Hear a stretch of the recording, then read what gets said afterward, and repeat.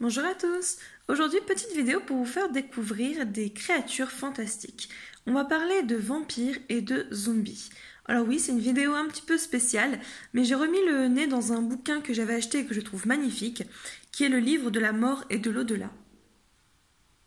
J'en suis un petit peu fière de celui-ci.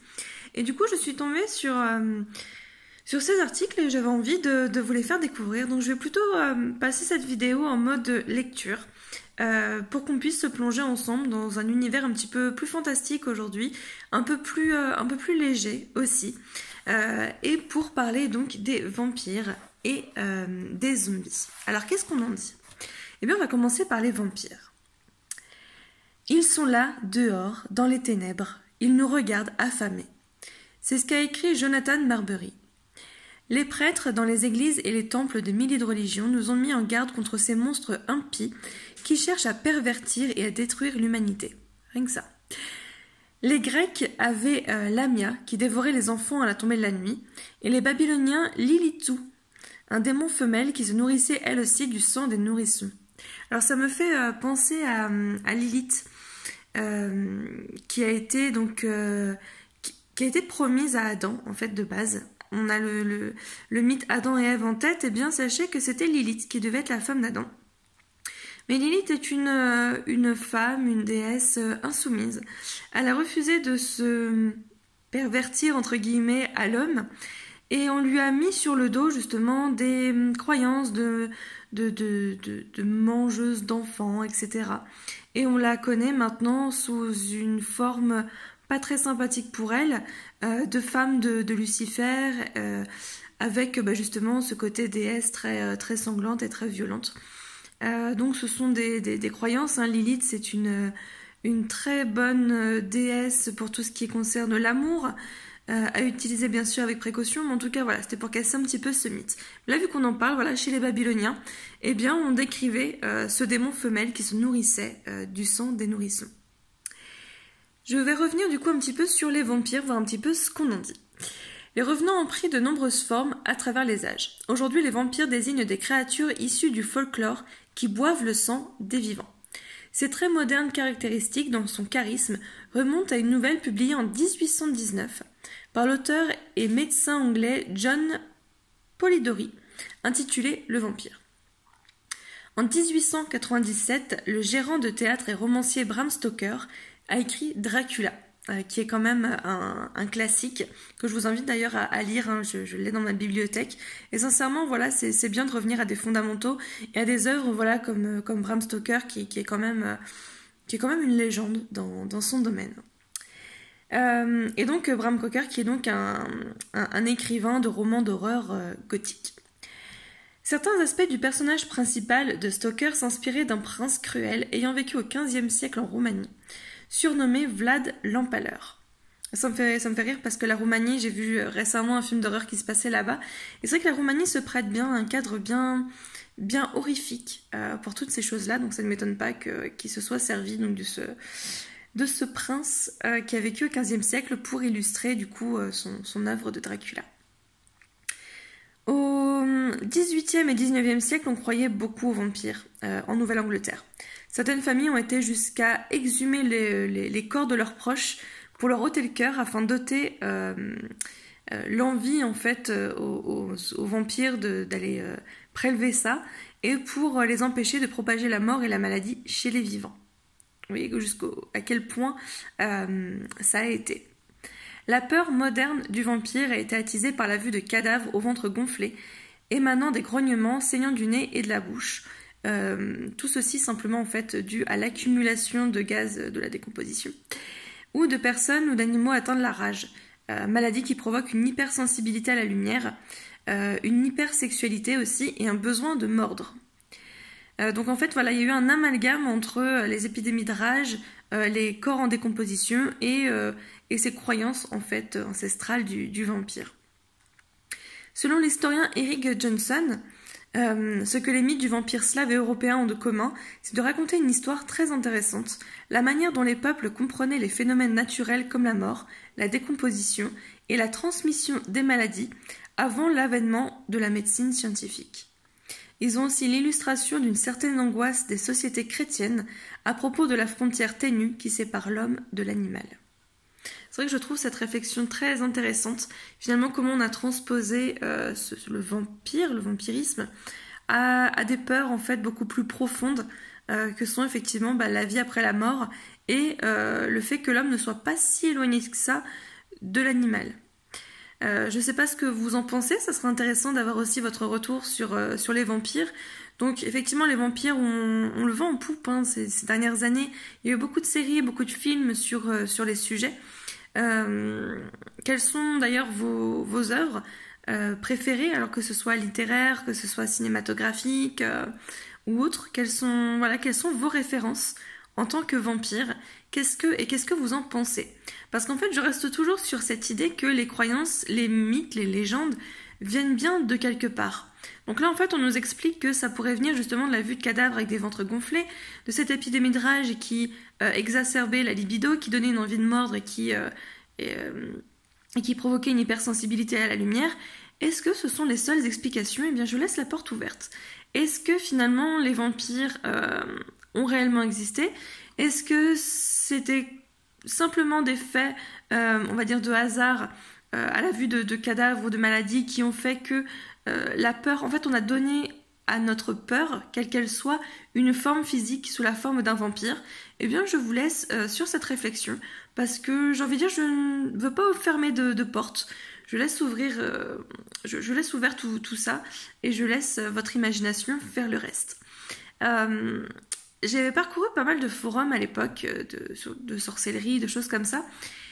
Et beaucoup, donc ça remonte à une dizaine d'années, mais bon, je pense qu'à notre époque, c'est encore d'actualité. Beaucoup se proclamaient vampires. Alors, mythe ou légende, je n'ai pas été plus loin. Je ne donne pas mon avis personnel pour le coup, c'est juste pour ouvrir un petit peu la discussion. Et voilà, il y avait des gens qui se donnaient rendez-vous pour se mordre mutuellement, pour se passer, entre guillemets, ce virus de vampire, qui se nourrissait aussi de sang. Donc, quelles sont les croyances par rapport à ça? Quelles sont les déviances aussi? Qu'est-ce qui a poussé, justement, à cette mise en avant, finalement, du vampirisme? Et finalement, ça me fait penser aussi au vampirisme énergétique. Là, on parle de vampirisme dans le sens strict du terme, mais vampirisme aussi, on l'a associé à l'énergétique. Vous savez, ces relations toxiques qui nous bouffent toute notre énergie, qui nous plombent complètement, on parle de perversion narcissique, on parle de vampirisme. Alors que ce soit avec des vivants ou des défunts. Il y a des défunts qui peuvent se coller à nous pour nous vampiriser notre énergie, nos émotions, etc. pour servir leur propre compte. Donc vous voyez aussi que le mot vampire a été adapté à des causes émotionnelles qui justifient encore à l'heure actuelle d'être utilisées. Voilà pour les vampires. Maintenant, je vous propose d'aller voir un petit peu les zombies. Les zombies, moi ça me fait penser à Romero tout de suite. Je suis une grande fan de ces films d'ailleurs. Je trouve que c'est une référence. J'ai vu énormément de films sur le sujet qui n'avaient ni queue ni tête. J'aime bien quand il y a une histoire profonde quand même, qui a un côté psychologique. Et la plupart du temps, on ne sait pas. On ne sait pas d'où ça vient, comment, pourquoi. On voit le côté survivant, le côté survie qui fait très Hollywood, qui fait très commercial peut-être. Mais du coup, voilà, le côté d'où ça vient, pourquoi, comment ça se développe, je trouve ça tout aussi intéressant. Zombies, pareil, ça le vend en poupe. Au niveau des films, des séries, même à l'heure actuelle, des séries comme Walking Dead et compagnie, que j'ai moi-même regardé d'ailleurs, je me suis un peu lassée vers la fin. Mais les zombies, voilà, est-ce que vous savez un petit peu l'histoire et d'où ça vient? Donc je vais vous raconter un petit peu ce que le bouquin en dit et puis on pourra en discuter tout de suite après. Donc on a Nathan Brown qui est décrit ici comme un expert en zombies et qui juge que la mort est l'égalité même. Elle nous attend tous et personne n'évitera son ultime étreinte. Il n'a pas tort. Finalement, moi je dis souvent que la mort fait partie de la vie, que la vie fait partie de la mort, et finalement la mort n'est qu'un état, un passage entre l'état humain, on va dire, et l'état spirituel que l'âme retrouve. Donc finalement, la mort, ce n'est pas une fin en soi, enfin c'est une fin d'une humanité pour passer à autre chose, mais je reste dans cette optique de survie de l'âme, et qu'il y a quelque chose d'autre en fait, que l'état n'est qu'un passage vers autre chose, une porte en fait. Pour cet homme-là, du coup, la mort est l'une des rares vérités absolues, indéniables, de l'existence. C'est peut-être pour ça que l'idée d'une chose capable de tromper cette grande vérité est tellement terrifiante. C'est ça qui rend le zombie terrifiant.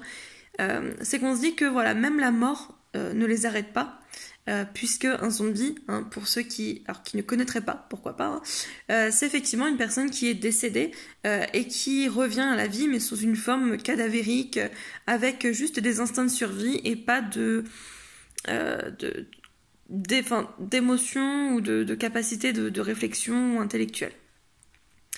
Et donc finalement, un peu comme les vampires, ce serait cette peur justement de survie.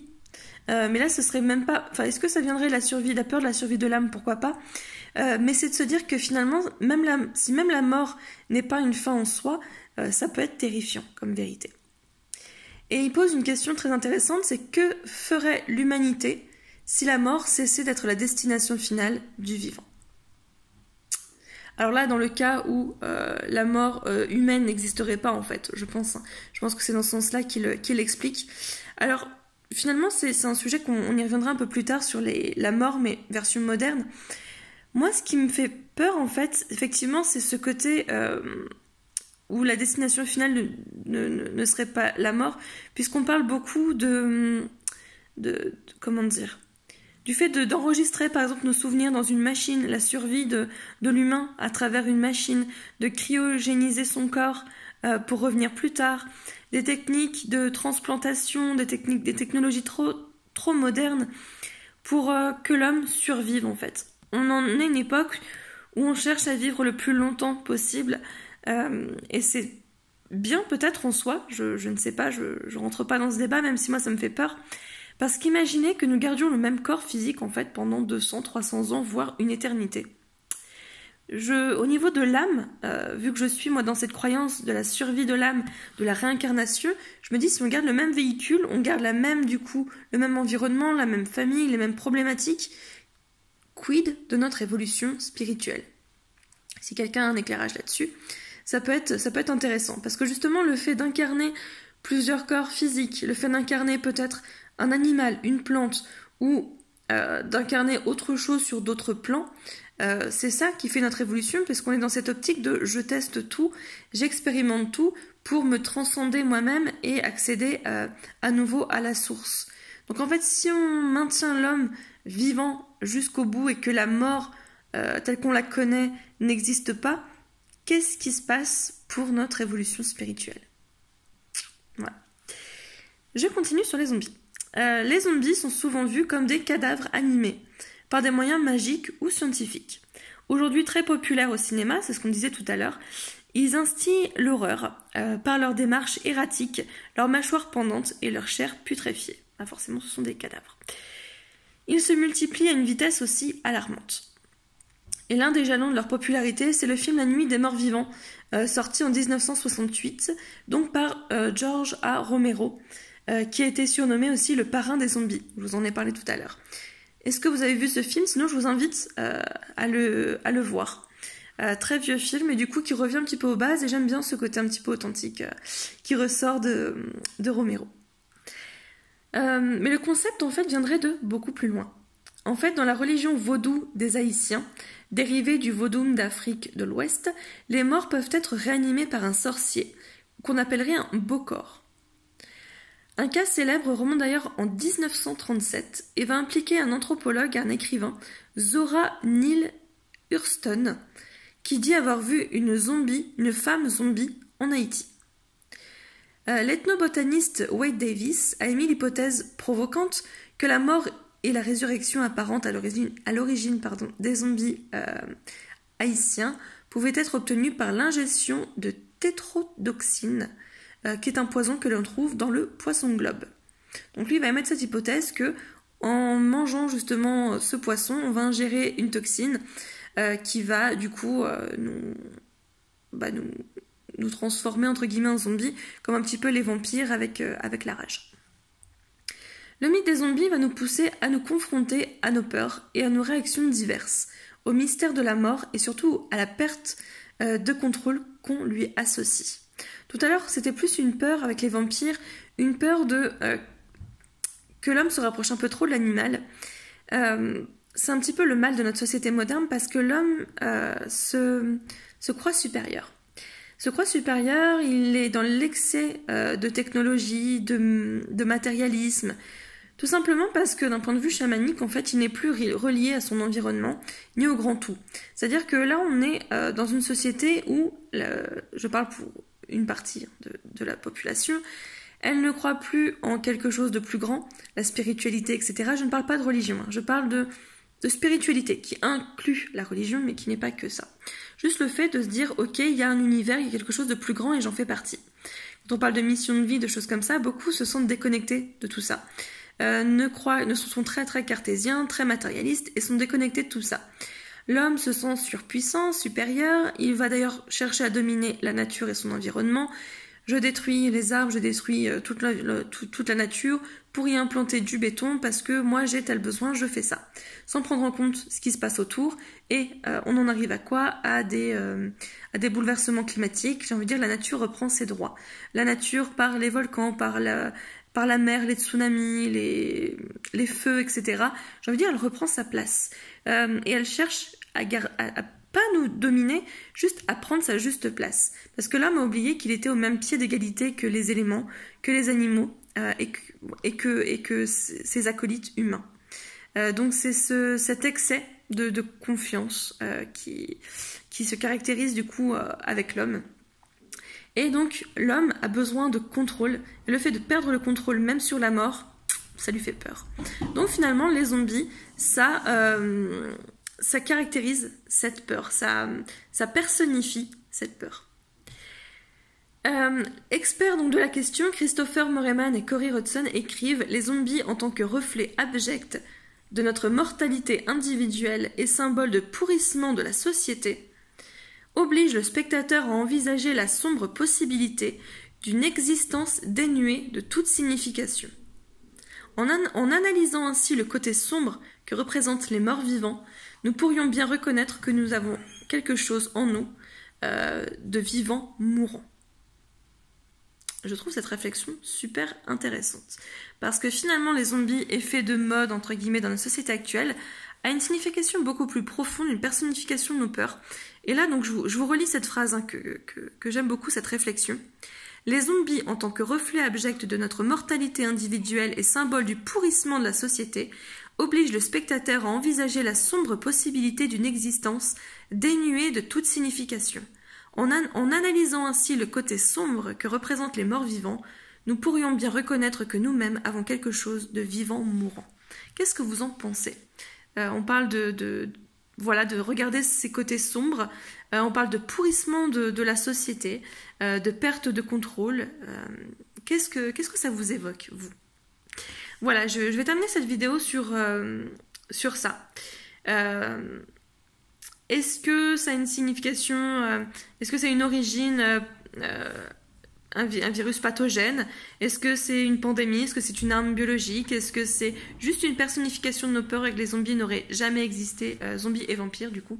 Est-ce que ces deux créatures n'auraient jamais existé mais ce serait juste la personnification de nos peurs parce qu'on a besoin de les imager? Donc en fait on en a sorti une image pour finalement lui donner vie et pour pouvoir l'extérioriser. Alors qu'est-ce que vous en pensez? Quelles sont vos croyances vis-à-vis des vampires, vis-à-vis des zombies? Quels sont vos avis? Est-ce que vous avez des expériences à raconter? Je serais très curieuse de les apprendre. Voilà, j'espère que cette petite vidéo un petit peu plus spéciale vous a plu. Je ne manquerai pas de vous parler d'autres sujets, au sujet de la mort et de l'au-delà, que ce soit des techniques beaucoup plus modernes, on parlera de réincarnation, on parlera même de techniques, de traditions, de choses comme ça. Et j'ai hâte du coup d'avoir vos retours. Voilà, je vous souhaite une très très belle fin de journée et je vous dis à très vite et surtout prenez bien soin de vous.